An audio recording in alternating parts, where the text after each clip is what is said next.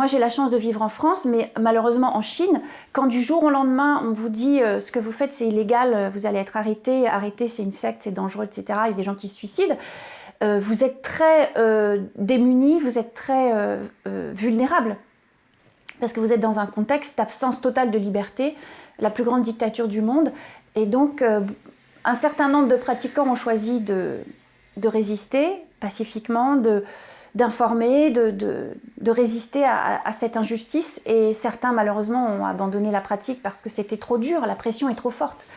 C'est difficile pour nous, occidentaux, d'imaginer la pression à laquelle ont fait face nos amis chinois à l'époque, en 1999. Cette campagne, les moyens mis en œuvre par les chaînes d'État, tous les médias officiels chinois, la pression des proches. Vous voyez, moi, la petite Française, j'ai vécu ça dans ma propre famille, alors qu'on est à des milliers de kilomètres de la Chine. Vous imaginez en Chine, au cœur de ce pays, cette dictature, comment ils ont pu vivre, la pression qu'ils ont pu ressentir, c'est terrible, c'est difficile à imaginer.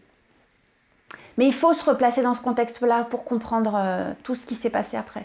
Avec le temps, Hélène Tong, qui pratique le Falun Gong depuis 1999, a appris à répondre à tous ceux qui reprennent malgré eux les terminologies diffamatoires disséminées par le Parti communiste chinois dans le monde entier. Quand on dit que Falun Gong est une secte, maintenant je dis, en vérité c'est tout le contraire. Et qui est la secte? C'est peut-être bien, comme on dit, celui qui dit c'est celui qui y est, le Parti communiste chinois qui répond à tous les critères d'une secte, c'est-à-dire enfermement, couper les liens avec la famille, prendre l'argent des victimes. Le Parti communiste chinois est coupable de tout ça. Le Falun Gong, c'est tout le contraire. Le Falun Gong, c'est la liberté. Moi, j'ai jamais donné un centime au Falun Gong. Je me suis jamais inscrite nulle part. Non seulement j'ai pas coupé les liens avec ma famille, mais j'ai amélioré les relations avec ma famille. Donc, c'est l'opposé d'une secte. C'est ce que je dis maintenant. À l'époque, ce que je disais, c'est que il faut regarder l'histoire. Regardez que avant d'être interdit, avant d'être persécuté, le Falun Gong était promu par le régime communiste chinois. Le terme de secte est apparu précisément au moment où la persécution a commencé. C'est un terme qui fait partie de la persécution, c'est-à-dire, comme le disait le Washington Post dans son enquête journalistique en 2001, avec 2 journalistes qui ont enquêté là-bas, qui ont réussi même à interviewer un haut responsable chinois de manière anonyme, mais ça c'est unique et ça ne s'est jamais reproduit après. De la bouche même d'un haut dignitaire chinois, ils avaient besoin absolument de lancer la diffamation avec ce terme de secte pour pouvoir continuer à persécuter. Sinon, ils n'auraient jamais pu continuer aussi longtemps. C'était impossible.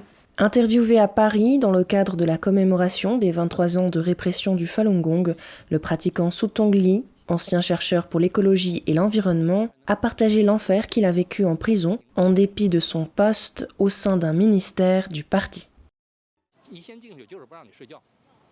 Tout d'abord, ils ne vous laissent pas dormir. Ils ne vous laissent dormir que 3 ou 4 heures par jour. Ensuite, après 1 ou 2 mois, les gens deviennent non seulement dépressifs, mais peuvent aussi être victimes d'hallucinations. À ce moment-là, les gens peuvent avoir toutes sortes de problèmes mentaux. Ensuite, ils vous font subir un nouveau lavage de cerveau.